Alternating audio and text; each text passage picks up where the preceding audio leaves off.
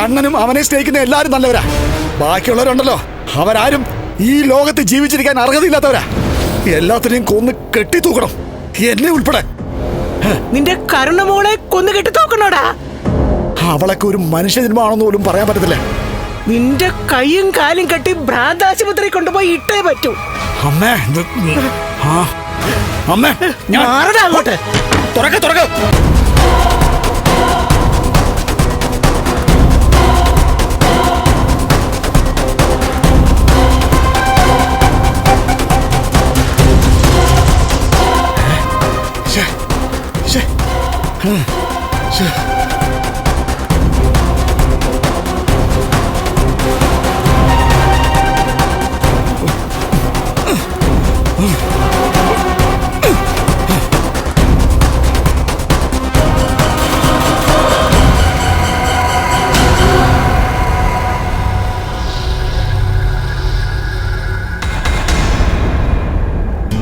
അയാൾക്ക് എന്നോട് കാര്യമായിട്ട് എന്തെങ്കിലും പറയാനില്ലെങ്കിൽ ഇത്ര റിസ്ക് എടുത്ത് അയാൾ നിന്നെ ഡ്രൈവ് ചെയ്ത് വരേണ്ട കാര്യമില്ലല്ലോ.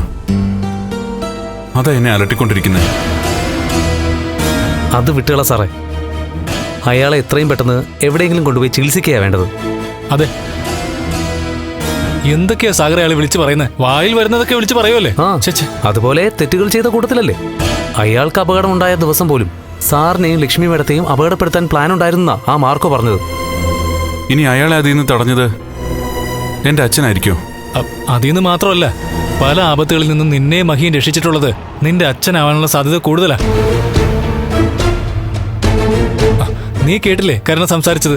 അവള് പോലും അവളുടെ അച്ഛന്റെ സംസാരം കേട്ട് ആകെ വിഷമിച്ച് നിൽക്കുക. അതിന്റെ മാറ്റം അവർക്കുണ്ട്. അല്ലെങ്കിൽ ഇതുപോലൊരു ഫംഗ്ഷൻ നടക്കുമ്പോ ഇങ്ങനെ ഒതുങ്ങി നിൽക്കില്ലായിരുന്നു. ഇന്നത്തെ ഫംഗ്ഷന്റെ ഒരു സുഖം അങ്ങ് നഷ്ടപ്പെട്ടു അയാളുടെ വരവോടെ. അല്ലെങ്കിൽ തന്നെ കുറച്ച് ദിവസമായിട്ട് മഹിക്ക് നല്ല മാറ്റമുണ്ട്. നമ്മളതിനെക്കുറിച്ച് സംസാരിച്ചാണല്ലോ. നീയും ലേഖയും സംസാരിച്ചിട്ട് പോലും അയാളുടെ മനസ്സിലെ വിഷാദം എന്താണെന്ന് പിടിച്ചെടുക്കാൻ കഴിഞ്ഞില്ല. അങ്ങനൊന്നും ഇല്ലടാ മഹിക്ക്. എന്ന് നീ പറഞ്ഞാൽ മതിയോ? ഇന്ന് കല്യാണ പെണ്ണിനെ പോലെ ഇവിടെ കൊണ്ടുവന്ന് ഇരുത്തിയിട്ടും മുഖത്ത് വേണ്ടത്ര തെളിച്ചൊന്നും ഉണ്ടായിരുന്നില്ല. അതുപോലെ തന്നെ മഹിയുടെ അമ്മയും എന്തൊക്കെ അലട്ടുന്ന പോലെ തോന്നി. സാറിന് എന്തോ മൊത്തത്തിൽ സംശയം സാറേ, അല്ലാതെ വേറെ കുഴപ്പങ്ങളൊന്നുമില്ല. അങ്ങോട്ട് പോയ ആള് തിരിച്ചു വന്നില്ലല്ലോ. എടാ, അങ്ങനെ വരുമ്പോ വരട്ടെ. ഇനിയും വഴിയിൽ വെച്ചെന്തെങ്കിലും പ്രശ്നം ഉണ്ടായോന്ന് അറിയില്ലല്ലോ. വായിൽ ടേപ്പ് പൊട്ടിച്ച് കൈയും കെട്ടിയിട്ടല്ലേ കാറിൽ കയറ്റിക്കൊണ്ട് പോയത്. അതുകൊണ്ട് പറയത്തക്ക കുഴപ്പങ്ങൾ ഉണ്ടാവാനുള്ള സാധ്യതയില്ല. പിന്നെ അയാളുടെ അടുത്ത കൂട്ടുകാരനല്ലേ നിന്റെ അമ്മാവൻ. ആ അമ്മാവൻ എത്ര ദുഷ്ടനാണെന്ന് പറഞ്ഞാലും അയാളെ കൊണ്ട് നിനക്കൊരു ഉപകാരം ഉണ്ടായിട്ടുണ്ട്. അയാൾ കാരണമാണ് നിനക്ക് മഹിയെ കിട്ടിയത്. നല്ലൊരു മരുമോളെ ഈ വീടിന് കിട്ടിയപ്പോ അതിനേക്കാൾ മോശമായ ഒരാൾ കൂടി അവിടെ നിന്ന് വന്നു. അതാണ് സംഭവിച്ചു പോയ തകരാറ്.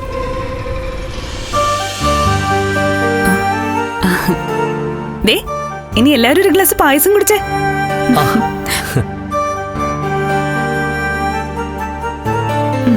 കണ്ണേട്ടാ,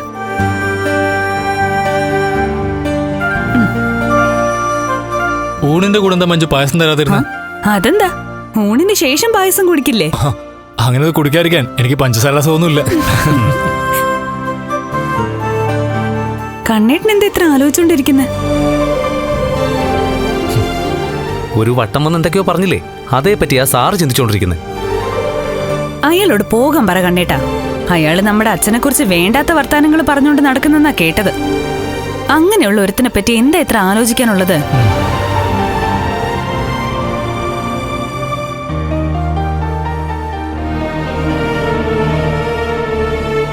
ഇവിടെ എന്തൊക്കെ പേക്കൂത്തുകളാ മോളെ നടക്കുന്നേ. അതിനിടയിൽ മോളുടെ അച്ഛൻ കയറി വന്നു. മോളെ, മോളുടെ അച്ഛന്റെ വായിൽ എല്ലാരും കൂടെ പ്ലാസ്റ്റർ ഒട്ടിച്ചത് എന്തിനാണെന്ന് ഇപ്പോഴും എനിക്ക് മനസ്സിലാവുന്നില്ല. അതെനിക്ക് മനസ്സിലായിട്ടില്ല അമ്മേ.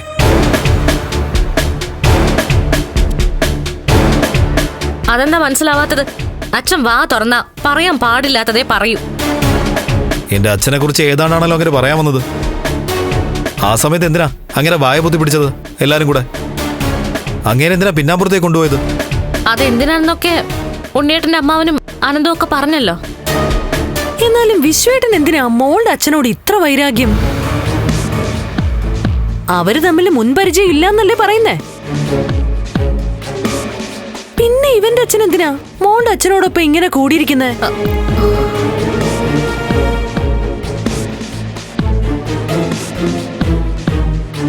അതേപറ്റിയൊന്നും എനിക്കറിയില്ല അമ്മേ.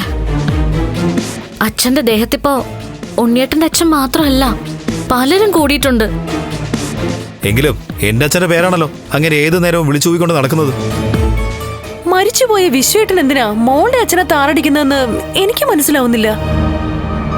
താറടിക്കല്ല അമ്മേ, ഉണ്ണിയേട്ടന്റെ അച്ഛനെ പറയുന്നൊക്കെ കേട്ട് കഴിഞ്ഞാൽ അമ്മയും ഉണ്ണിയേട്ടനും ഒക്കെ എന്റെ അച്ഛന്റെ ദേഹത്ത് കൈ വെച്ചെന്ന് വരും.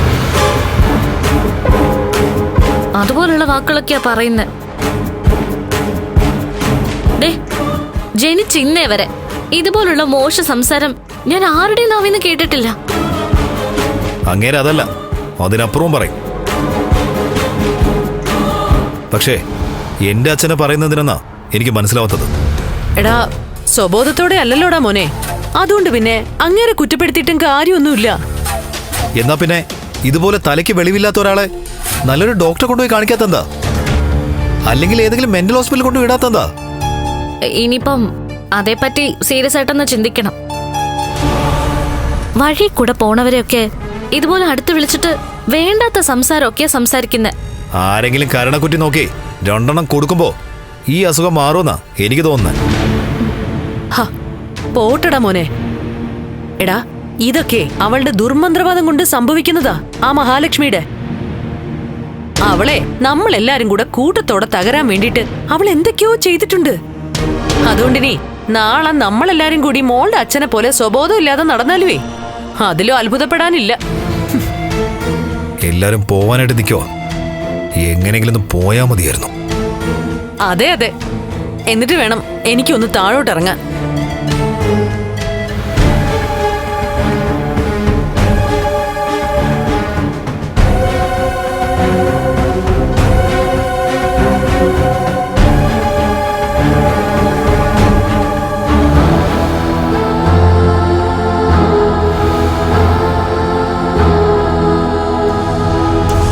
എടാ, മഹി അവളുടെ വീട്ടിലോട്ട് പോയിട്ട് എൻ്റെ വീട്ടിലേക്കല്ലേ വരാൻ പോകുന്നത്. അങ്ങനെയാണെങ്കിൽ നീ ഞങ്ങൾക്കൊപ്പം പോര്. നമുക്ക് എൻ്റെ വീട്ടിൽ നിൽക്കാം. അവര് വരട്ടെ. അല്ല, ആ പ്രതാപനെ കൊണ്ടുവിട്ട ആള് വന്നില്ലല്ലോ. അയാളിനി പ്രതാപനെ കൊണ്ടുവിട്ടിട്ട് അയാളുടെ വീട്ടിലോട്ട് പോയെന്നറിയില്ലല്ലോ. സദ്യ കഴിക്കാതെ അങ്ങനെ പോവോ സാറേ?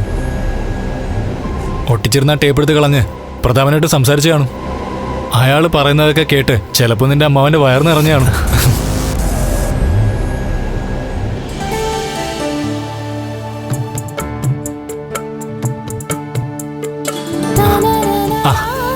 ദേ അവരെത്തി.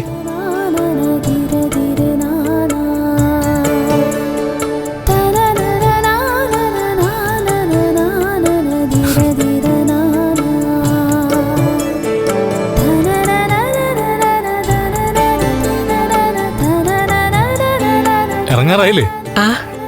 അതെ, അമ്മയുടെ കൂടെ മോള് പോകുന്നേ. അവിടെ എത്തുമ്പോ ഇനി ഒരു ദിവസം അവിടെ നിൽക്കണമെന്ന് തോന്നോ? അങ്ങനെ നിർത്തത്തില്ലെന്ന് അമ്മ പറഞ്ഞേ. അല്ലെങ്കിൽ തന്നെ ഇപ്പൊ അവിടെ നിൽക്കാൻ പറ്റിയ സാഹചര്യം അല്ലല്ലോ മോനെ. ഒരാളുടെ തലയ്ക്ക് സുഖമില്ലാതിരിക്കുകയല്ലേ, അയാൾ എന്ത് ചെയ്യുന്നു പറയാൻ പറ്റില്ലല്ലോ. നാട്ടുനടപ്പനുസരിച്ച് കാര്യങ്ങളൊക്കെ ചെയ്തിട്ട് ഏട്ടത്തി എത്രയും പെട്ടെന്ന് ലേഖേച്ചിയുടെ വീട്ടിലെത്തണം. ഏട്ടത്തി അവിടെ നിൽക്കുന്നതാ ഞങ്ങൾക്ക് സമാധാനം.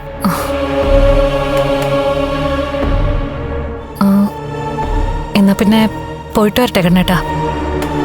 ആ പോവാം.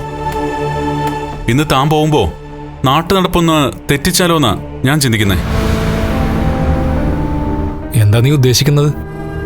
വേറൊന്നുമല്ല, ഇവർക്കൊപ്പം ഞാനും കൂടി അങ്ങോട്ടൊന്ന് പോവാന്ന് വിചാരിക്കുക.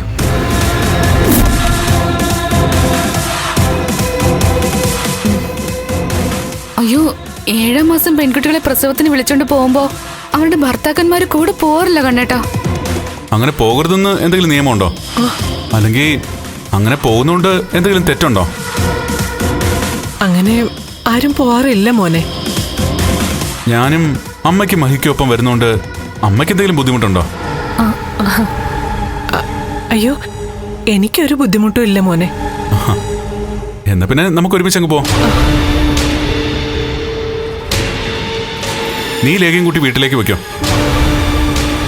ഞാൻ ഇയാളെയും കൂട്ടി അങ്ങ് വന്നേക്കാം.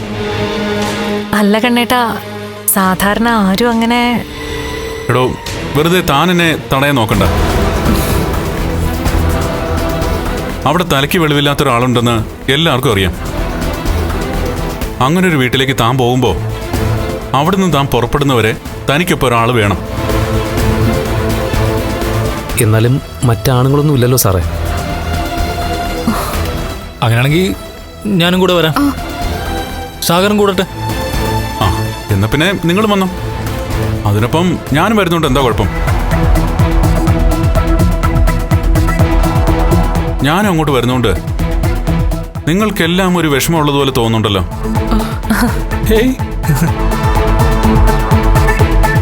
അയ്യോ, അങ്ങനെ വിഷമമൊന്നും ഇല്ല മോനെ.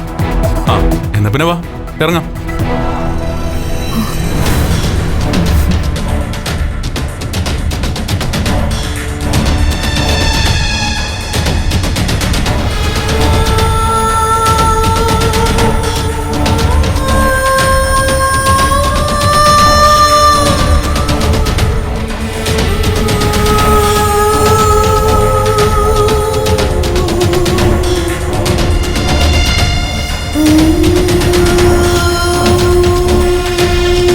എന്താ എല്ലാവർക്കും ഒരു പ്രയാസം പോലെ?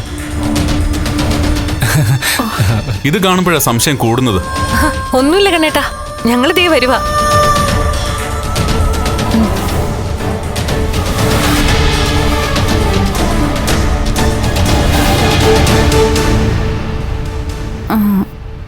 ഏട്ടനെ ഏട്ടത്തിക്കൊപ്പം പോകുന്നതുകൊണ്ട് എന്താ ലഗേജ് കുഴപ്പം?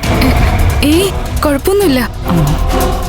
അച്ഛനെ പറ്റി വളരെ മോശമായിട്ട് പറഞ്ഞതുകൊണ്ടേ ഇനി അയാളെ കണ്ണേട്ടൻ തല്ലോ മറ്റോ ചെയ്യുമെന്ന് അറിയില്ല. അച്ഛനെ പറ്റി ആരെന്ത് പറഞ്ഞാലും അത് കണ്ണേട്ടന് സഹിക്കാൻ പറ്റില്ല. അനന്തേട്ടനത് അറിയാലോ. വാ.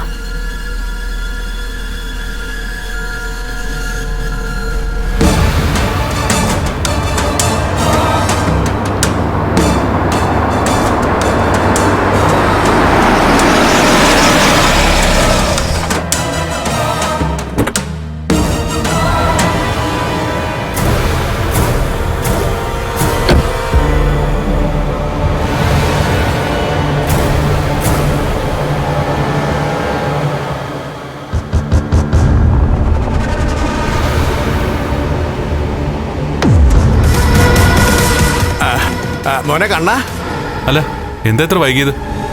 ഒന്നും പറയണ്ട മോനെ. അവനെ അവന്റെ വീട്ടിലെത്തിച്ച് തന്നെ വലിയ പ്രയാസപ്പെട്ട. അവിടെ ചെന്ന ശേഷവും ഒരു സ്വസ്ഥത തന്നിട്ടില്ല. ആ, അയാളുടെ വായിലൊട്ടിച്ചിരുന്ന ടേപ്പ് അഴിച്ചു മാറ്റിയായിരുന്നോ? മോനെ, അതൊക്കെ അഴിച്ചു മാറ്റി. അപ്പൊ പിന്നെ പാട്ടായി.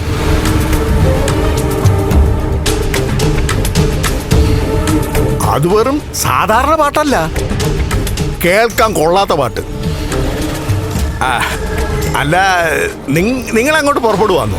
അതെ, ഇവർക്കൊപ്പം ഞാനും പോവാന്ന് കരുതി. അയ്യോ മോനെ, അങ്ങനെ ഒരു പതിവ് നമുക്കില്ലല്ലോ മോനെ. പതിവ് തെറ്റുന്നതിൽ കുഴപ്പമില്ലെന്ന് ഇന്ന് എനിക്ക് തോന്നി. അതുകൊണ്ടാ പോവാൻ തീരുമാനിച്ചത്. അയാൾ എൻ്റെ അച്ഛനെ എന്തൊക്കെയാ പറയുന്നതെന്ന് എനിക്കൊന്ന് കേൾക്കണമല്ലോ. മോനെ, അത് നീ കേൾക്കാത്തതാ നല്ലത്. ഇപ്പോൾ ഒരു മുൻവിധിയുണ്ട്. അയാൾ പറയുന്നൊന്നും നല്ലതല്ലാന്നും എനിക്കൊരു ധാരണയുണ്ട്. അതുകൊണ്ട് അയാൾ പറഞ്ഞോട്ടെ. അത് കേൾക്കാനായിട്ട് നീ അങ്ങോട്ട് പോകേണ്ട കാര്യമുണ്ടോ കണ്ണാ? ഞാൻ പോവാൻ തീരുമാനിച്ചു. ഇനിയിപ്പോ ആര് പറഞ്ഞാലും ഞാൻ അവിടെ പോയിട്ട് ഇയാളെയും കൂട്ടി നിന്റെ വീട്ടിലേക്ക് വരൂ.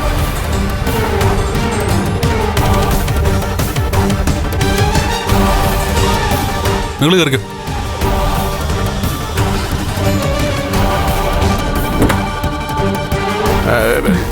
കേരെടുത്തേ കണ്ണാ മോനെ.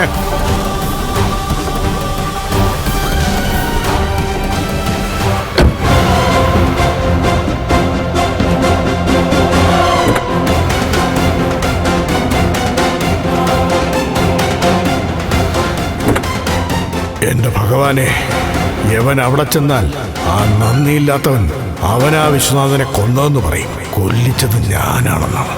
അവനെ ഓടുന്ന വണ്ടിയും തള്ളിക്കളഞ്ഞാൽ മതിയായിരുന്നു.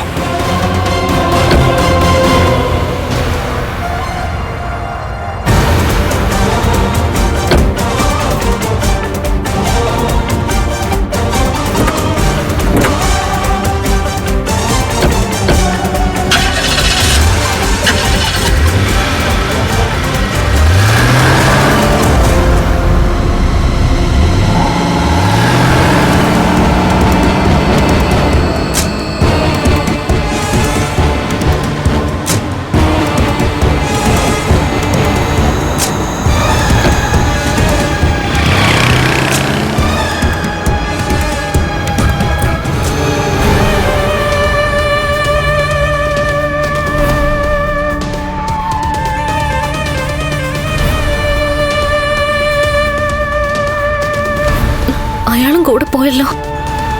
അതെന്തൊരു പോക്കാ. കണ്ണേട്ടൻ അങ്ങോട്ട് പോകുന്നതില് ഇത്ര ഭയക്കേണ്ട കാര്യമുണ്ടോ അനന്തേട്ടാ? നിങ്ങളുടെയൊക്കെ മട്ടും ഭാവം കണ്ടാത്തൊന്നും ഏതോ വലിയ ആപത്തിലേക്കാ കണ്ണേട്ടൻ പോകുന്നേന്ന്. കണ്ണനെ കാണുമ്പോഴാ അയാൾക്ക് അസുഖം കൂടുന്നത്. അവിടെ പോകേണ്ട കാര്യമില്ലായിരുന്നു. ലേഖ, എന്നാ പിന്നെ നമുക്ക് പോവാം. പോവാം. മഞ്ജു, സാഗറെ, ഞങ്ങൾ പോട്ടെ. ശരി, പോട്ടെ.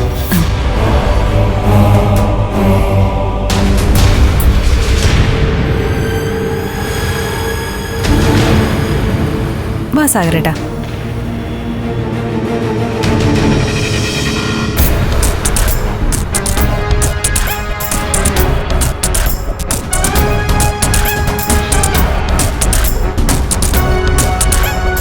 അതെ, കണ്ണേട്ടൻ എങ്ങോട്ടാ പോയത്?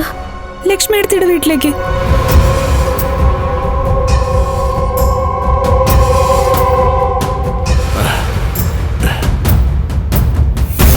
അയാൾ എന്തിനാ എന്റെ വീട്ടിലേക്ക് പോയത്? എനിക്കറിയത്തില്ല മോളെ. അറിയത്തില്ല. അമ്മ അവൻ എന്തിനാ ഇവിടെ മിഴിച്ചു നോയിക്കൊണ്ട് നിന്നത്?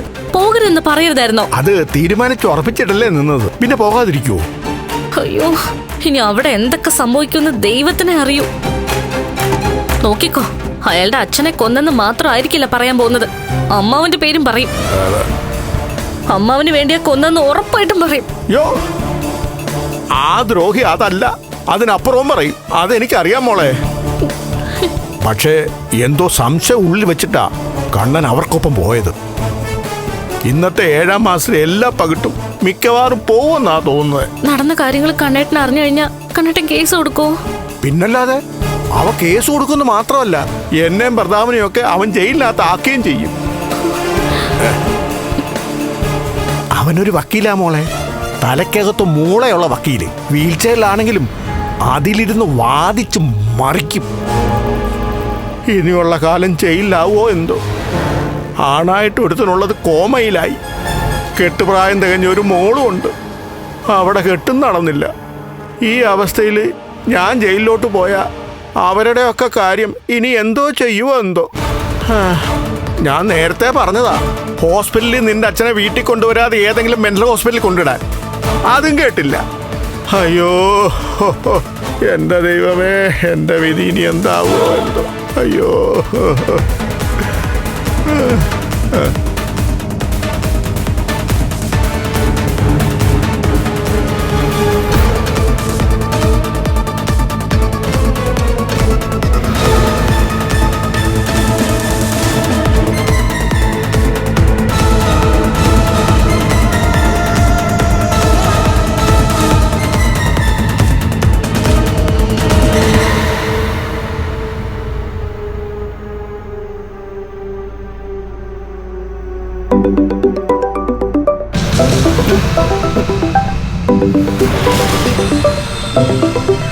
വാമനാണല്ലോ.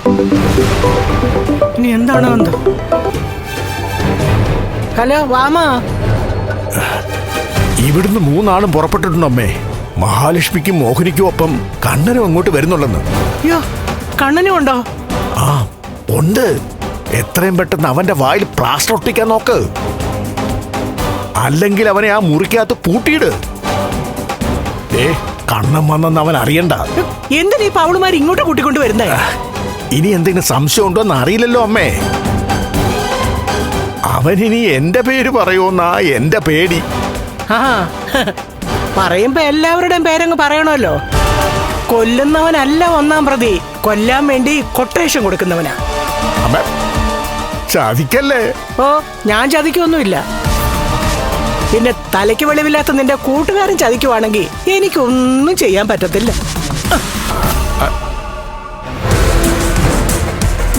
അയ്യോ എന്റെ ദൈവമേ.